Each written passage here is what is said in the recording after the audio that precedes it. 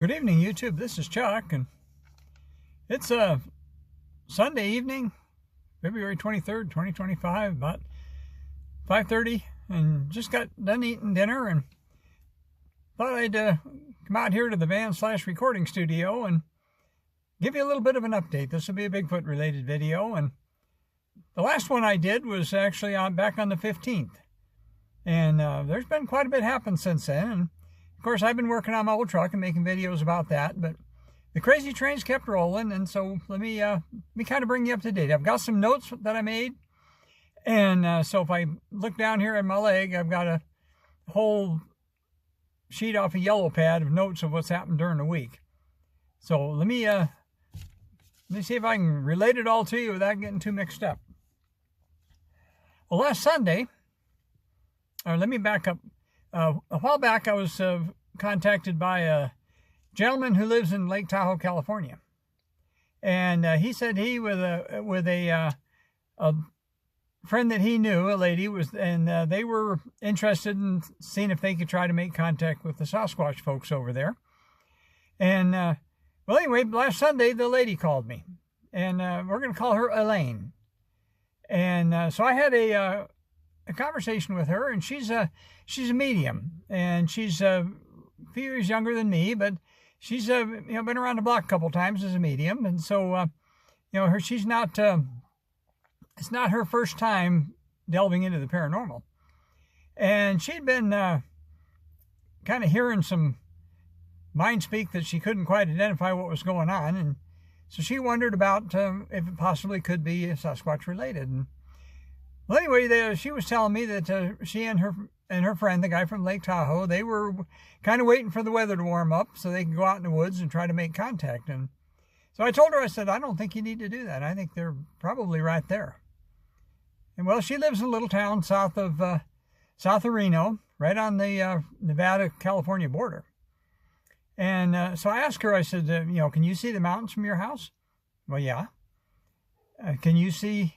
are there cliffs? Yes. And I said, well, I bet they're right there. I don't think you have to go anywhere. You want to try something? Well, sure.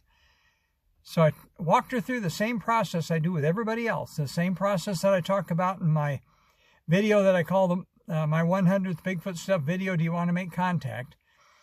We did that exact process, and she immediately got the tingle. Well, it turned out she was talking with a 14-year-old male named Bundle. And I'm sure that's a nickname. I'm sure that's not his real name. And I kind of wonder where that might have come from. But anyway, that's the name it was given. Well, it was it kind of floored her because, I talked to her less than 5 minutes. And she had mind speak. She had a name. She had a number. There was 4 of them there. And she hadn't even left her house. So I told her, I said, I think they're all over the place up there. I don't think you need to go off in the woods somewhere. And like I tell people, if the further off in the woods you go, the more likely are you to run into forest Sasquatch people who don't like humans. So the ones that you're more likely to find ones that'll talk to you, right around close to us. So anyway, I had about an hour conversation with her, and she was pretty amazed about all that. And anyway, then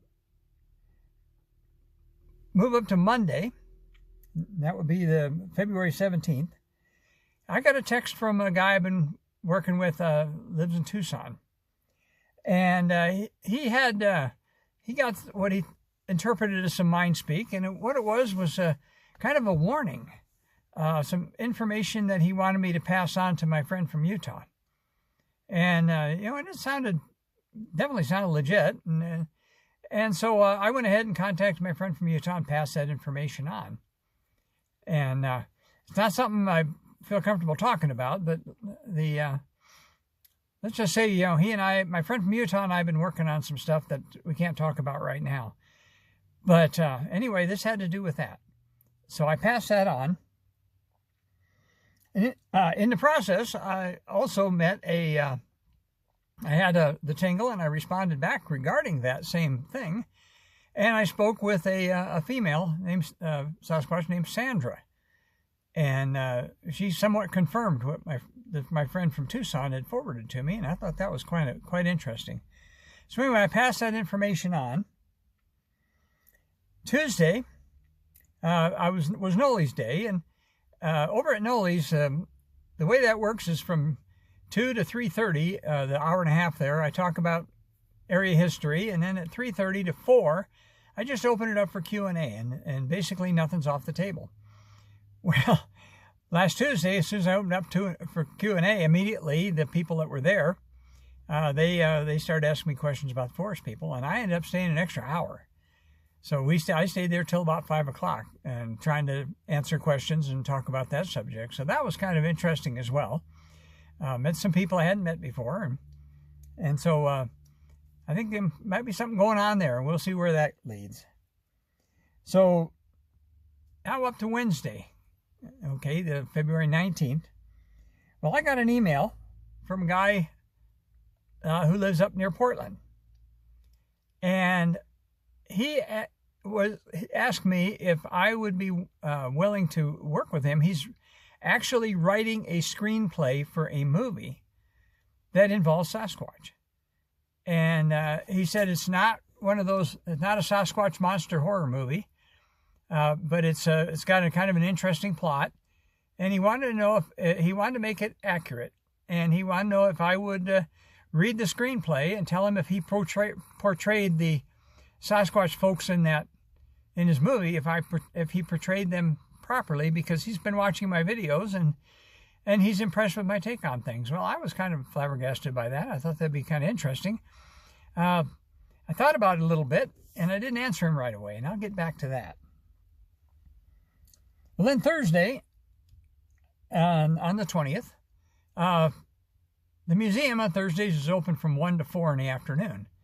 Well, right after 1, I got a call from the museum, and they said there was a couple over there that would like to meet me. And they traveled here to town just to see if they could look me up. So I went over there and met with a very nice couple from the Tucson area. And they were actually staying over in Prescott. And they decided to go out for a day's drive. And they got to thinking about me and talking about me and said, well, let's just go over here and see if we can look him up. And so I spent a chunk of the afternoon with them. And very nice folks, very interested. He's written a book as well, and his book's at the printer right now. And so he's going to send me a copy of that and get my opinion on it whenever it comes out. But anyway, we sat out there at the park most of the afternoon, and then just before the gift shop closed, they went in there and bought a whole bunch of T-shirts and hats and all kinds of stuff for their relatives, and that was kind of interesting as well. So made some new friends there, and that took up a big chunk of Thursday afternoon. Well, Friday was pretty quiet-wise, and of course, as you know, I've been working on my old truck and trying to make videos about that, and had some internet problems and some other problems, but I've kind of overcome those. I brought my Starlink down from the trailer and actually set my Starlink up at the house, and I'm experimenting with that too. So now Saturday. Yesterday about 9:30 in the morning, I got the tingle. I was sitting in my chair. I got the tingle, and I responded back to it. And it was one of those long-range ones that was reaching out just to see if anybody would talk to him. And it was a 32-year-old female named Victoria. And she's from, I asked her where she was from, and she's from Wyoming. West Central Wyoming. So I was trying to think. I said, are you near Yellowstone? And kind of south of that. And I said, are you near Pinedale? Yeah, I'm near Pinedale. So anyway, she lives outside of Pinedale, Wyoming, and just kind of reached out just to see if anybody'd answer. And we didn't have a very long conversation, but we definitely had a conversation. So that's a new name to add to the list, is Victoria. Well, I also I reread that email from the gentleman from the Portland area about the screenplay, and I sent him a reply and said yeah, I'd be interested in helping him out with that project. Depending, of course, on how much time it took and all this kind of stuff. And so this, and also at the same time, I got some text from Elaine, the lady I talked about first. And so she and her husband had gone up to Lake Tahoe, and they'd stayed overnight in a place for the weekend, Friday night and Saturday night. Well, Friday night, she had they hadn't been in their little, I don't know, it was an Airbnb or a lodge or something. It's right on the shore of the lake. But anyway, they hadn't been there very long, and she went to look out a window, and there's a big smeared X on the window. And she went out and looked at it, and looked like a gun with a greasy finger. Well, we know they do that, and we know when they're in full solid form that their skin's quite oily, and they'll leave those smudges. And I've heard of handprints, or even a face print, where one got up, looked in a window. So, and then the next morning when she got up, that had been Saturday morning when she got up, out the window, looking toward the lake, right in the middle of the yard, there was a circle of pine cones. And so she wanted to tell me about that, and I said, well, reach out to them. They're there. They did that, because that circle of pine cones wasn't there the night before. And so she did, and almost immediately contacted me back, and we had a phone conversation. And anyway, she said that there was two of them there, that she reached out to them, and two of them answered. And it was a brother and sister, and the brother went by the name Robert, and he was 17 years old. And his little sister, 6-year-old, was named Matilda, and that they were there, and they responded to her. Well, she asked them how they knew about her or whatever, and they basically told her that Jolene sent them. Well, Jolene, I've talked about before. Jolene lives up in Idaho, and she's a 39-year-old female, and she's a communicator, and she's been in contact with my friend from Utah. She's been in contact with me. Now, I told Elaine about Jolene, and Jolene tried to reach out to her and didn't necessarily think that she got any kind of reply. But Robert told her that, Jolene told him to come down and visit with him. And so that's why they were there. So is that cool or what?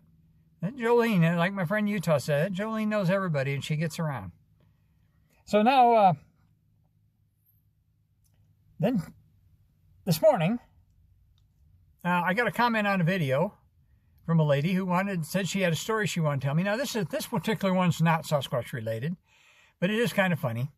In my post this morning, I jokingly said that I wasn't one to name vehicles, but if I was, I'd name my old white truck Falcor, because it's a never-ending story in relationship to how often I have to work on the darn thing. And she had just recently had an experience involving Falcor as well, not vehicle related, but something different. And so she sent me a comment on one of my videos, I think it was a comment on that post, and wanted to know if she could have my email address because she wanted to tell me a story. Well, I'm all for hearing stories, so I sent her my email address, and within about an hour, she sent me a big long email. And it turns out she's from Bavaria in Germany. Holy cow! So very fun to hear from somebody like that. And even though it wasn't Sasquatch related, it had to do with something else. But I figured I'd tell you about it. It's worthwhile. Well, then I was on a phone call with Elaine, and they were headed back down the hill from their weekend up at Lake Tahoe, and she had gotten some more contact up there, and she was in contact with another male she said she wasn't sure whether he was an elder, but he definitely was not a juvenile. He was definitely an older adult of some kind, but I don't know whether he was an elder or not. And his name, I believe, if I remember correctly, his name was Antrone. And he liked the emphasis on the second syllable. And I'm not sure how old he was, but in part of the conversation that she had with him, he directed her toward a Bible verse, and that would be Mark chapter 3, verse 12. And that actually refers to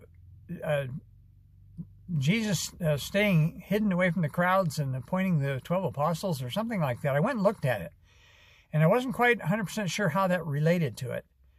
But there's definitely some kind of a message there, and they actually told her. And we've had that happen before, where they've told us to look up a particular chapter and verse in the Bible, and that tells me that they know what the Bible is. So anyway, I had a conversation with her, and she told me about that. Then later on today, I got a very, very long, involved email from the gentleman up in Portland about the screenplay, and he's had encounter of his own, and so I'm sure that we'll be getting into more of him and more details with him. And he's going to, he originally was going to try to send me down part of the screenplay as a PDF file, and I can't download it. I can't open it. So I'm not sure what we're going to do there. I'll probably have to send him my address and have him mail me a copy. He offered to do that. But you're going to be hearing more about that. So anyway, that's all I got in my notes. And once again, I thought I'd bring you up to date. Even though I've been working on other stuff and making videos about other stuff, the crazy train just keeps on rolling and things keep happening. So I think that's all I've got for right now. I'll try to get this uploaded. I had a bunch of trouble trying to get stuff uploaded last night. And I think I figured out what the problem was and got it resolved. But we'll see how long it takes to upload this one. So for right now, as always, let me tell you, take care of each other and love each other.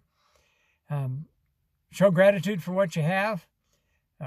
Been absolutely beautiful here today. I kind of worked out in the garage a little bit this afternoon. It's temperature was about 60, a little over, no, actually mid-60s. And sunny and just warm and beautiful, spring weather. And I was supposed to do that for the rest of the weekend. So until I talk to you again, I guess there's nothing more to do than just tell you, peace out.